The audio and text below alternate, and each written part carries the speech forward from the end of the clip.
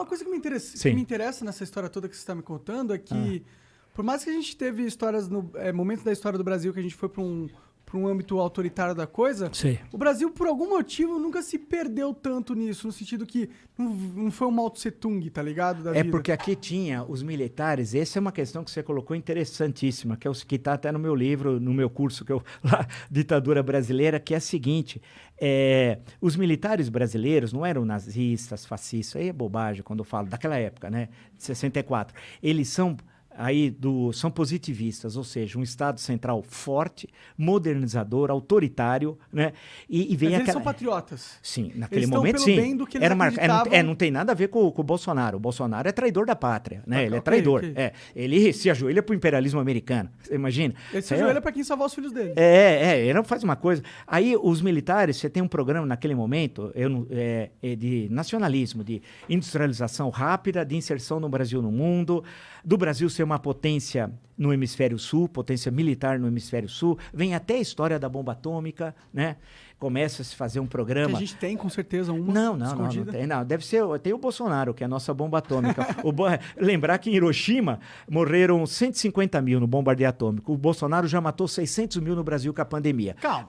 Só para ver, ele é 4 vezes... mil, vai. Não, mas já estamos chegando a 600 mil. Não, eu sei, mas dá para pôr tudo na conta do Bolsonaro. Não, você poderia, diz os especialistas, que de cada 5, se você tivesse tomado as medidas adequadas, você salvaria 4 tal, né? Você teria condições pelas estatísticas... Eu entendo, mas tem que tomar cuidado, porque, tipo, a pandemia é um fenômeno natural, que tem de ser tratado cientificamente. O ser humano não é também a causa de tudo da parada. Eu acho que é importante dar esse fato para não parecer que a gente tá batendo no Bolsonaro só por bater, tá ligado? Não, eu tô batendo porque ele é incapaz, é incompetente, é reacionário, é traidor da pátria, é chefe de quadrilha, só isso, são formas para homenageá-lo. E ele é tudo isso. Porque mas foi 600 mil pessoas que morreram por causa dele.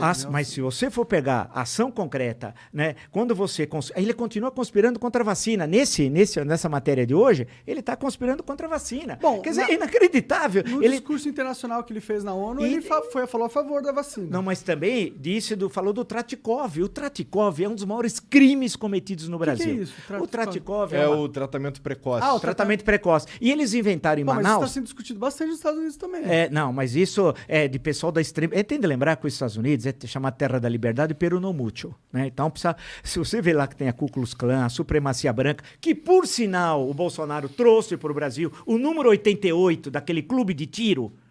Vejam hoje, tá lá no UOL, aquele 80. Eu já sabia que já tinha me contado essa história. Eu só não falei, mas saiu agora no UOL, tudo bem, eu vou dizer. 88 é a supremacia branca, é 2 vezes a letra H de Heil Hitler. Entendi. É isso. É o número 8. Ou seja, eles trouxeram isso para o Brasil e está o Eduardo Bolsonaro com isso. E é supremacia. Então, pensar que Estados Unidos é aquela lembrança, dos pais fundadores ali, eu estou me referindo ao processo da independência, a democracia, depois...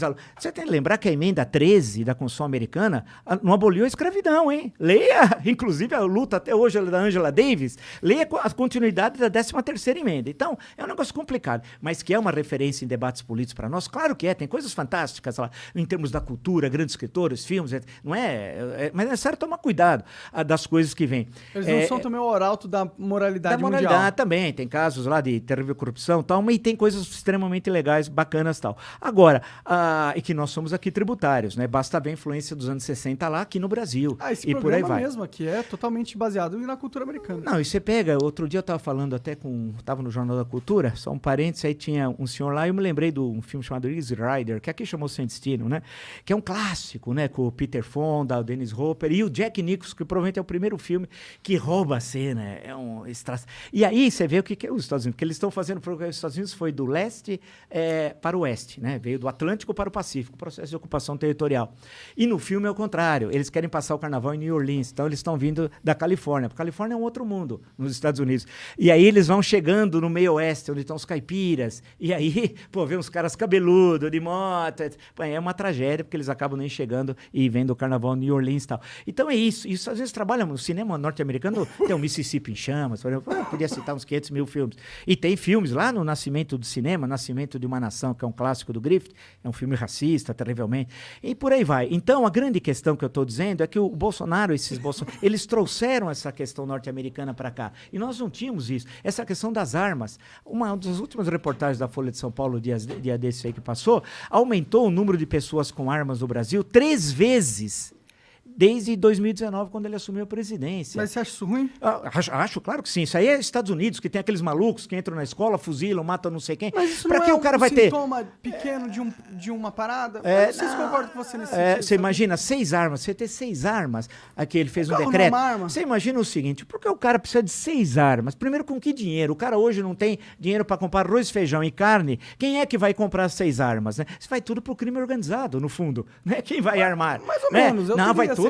Vai tudo pro crime organizado. Quem vai ficar com essas armas? É que o crime organizado não tem problema de conseguir arma, tá ligado? Sim, ele pode conseguir, nossas fronteiras são despoliciadas. Afinal, tá mas ele pode até, mas ele paradas. pode até, se o quiser, se assim o desejar, você veja a facilidade de conseguir ter isso. Então, mas será que o Estado não está sendo meio babá e não permitir o ser humano ter uma arma? Não, o Estado precisa ter segurança pública, algo que o Bolsonaro nem quer, porque o Bolsonaro é criminoso. Ele é aliado de miliciano. Mas esquece o Bolsonaro. Vamos pensar em liberdades individuais aqui. Liberdade não é ter uma arma. Isso daí é uma leitura da extrema-direita norte-americana. E sabe por quê? Isso está na Constituição dos Estados Unidos, mas você não entender 1776, o que era ter arma num país que você está quase só na faixa aqui atlântica, né? E não tem Estado ainda, a estrutura estatal. Nos filmes de Velho Oeste, acho que claro, todo mundo assistiu os grandes faroeste clássicos, John Ford, Tô jogando Red Dead Redemption, que é o jogo do Velho Oeste, muito foda. E pega o John Ford, que é um irlandês, de descendência irlandesa, que é um diretor, assim, fantástico de cinema e tal.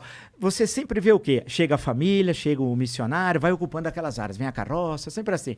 Só que não tem lei. É uma tremenda zona. Quem é a lei? É o xerife. Quem é o xerife? É o Estado. Né? Aí que chega e começa, e aí vai envolver até a questão de andar com armas, etc. Porque chegou o xerife. E aí depois vem a prisão, vem isso, vem aquilo, etc. Tal, e por aí vai. Então, e por isso que na Constituição norte-americana fala, naquele momento, nós somos no final do século XVIII, da questão das armas. No caso brasileiro, e você pega, compara com a Europa. A nossa referência não é os Estados Unidos, a nossa referência histórica é a Europa, especialmente a Europa Ocidental. Nós somos tributários da França, da Revolução Francesa. A nossa visão do mundo vem da Grécia, graças a Deus, não vem de Miami, ou de Orlando, Orlando pior ainda.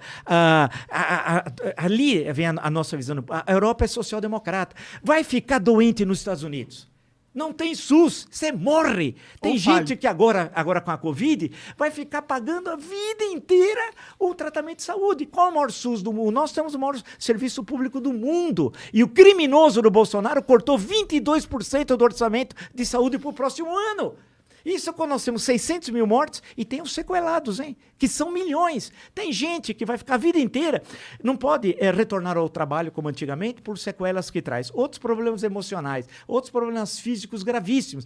O Brasil tem de pensar nesses, além da terrível 600 mil famílias destruídas. Quantos órfãos tem no Brasil? Nós não sabemos ainda. Pode ser 20, 30, 50 mil. Quantos aposentados, senhores de idade, sustentavam a família, sustentavam o filho e o neto? Na Bahia, o senador Otto Alencar, outro dia até deu um exemplo, são milhares. Porque eu conheço sempre, que eu estudei também o semiárido nordestino, né? Pô, tem cidades, sabe? A fonte de renda da cidade era a aposentadoria, que na verdade foi criado pelo Fundo Rural, que vem do governo Médici, vem lá atrás. É aposentadoria e o Bolsa Família. Uma das cidades que eu fiz a tese de doutorado sobre Canudos do século XIX, mas eu fui a Canudos atual, que não é bem Canudos, é vizinha antiga Canudos, agora no nordeste da Bahia. É de papel os Canudos. Não, era porque Canudos, porque é o seguinte, você caminhava, sabe por que Canudos? Porque a Caatinga em Tupi é Mata Branca, né? E você ia batendo na vegetação e tinha uns canudos, assim. Era um negócio bacana, um negócio legal. E aí, daí que veio, tinha uma freguesia chamada Santo Antônio dos Canudos. Daí que surgiu essa expressão, esse nome e tal. Quando eu fui lá, a última vez que eu estive lá foi em 2006. Era no segundo turno, que era Alckmin e Lula, né? E foi interessante, que eu escrevi até um artigo para a Folha na época, que eu fiquei vendo como é que funcionava agora a comunidade. E peguei os dados, fui comparando. A cidade tinha 2 fontes de renda, aposentadoria rural e Bolsa Família. A economia local, o PIB local, era quase que desprezível, não tinha nada. Por quê? Porque você está nos semiáridos. Para você desenvolver atividade agrícola é muito difícil. Você cava 30 centímetros, você bate no cristalino, na rocha pura. Então você tinha um pouco de pecuária ali, né? Que era o bode, que eles gostam muito lá na Bahia, tal do bode. A presença do Estado, onde está? O DENOX, foi o Departamento Nacional de Obras Contracistas, foi na prática destruído, né? Não tem mais nada.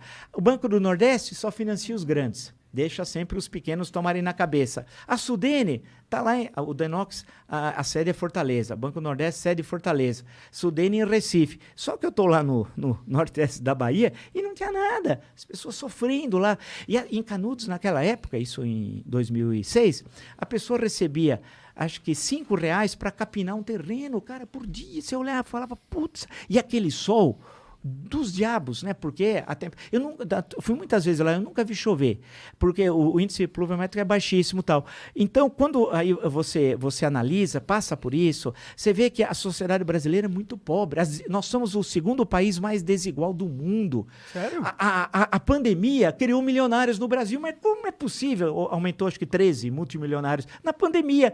Pô, mas todo mundo piorou na pandemia, caramba. Mas faz sentido, na verdade. Eu não sei como, eu gostaria até de saber. Até numa crise existe oportunidade. Sim, os laboratórios ganharam para a fortuna por causa do Bolsonaro, né?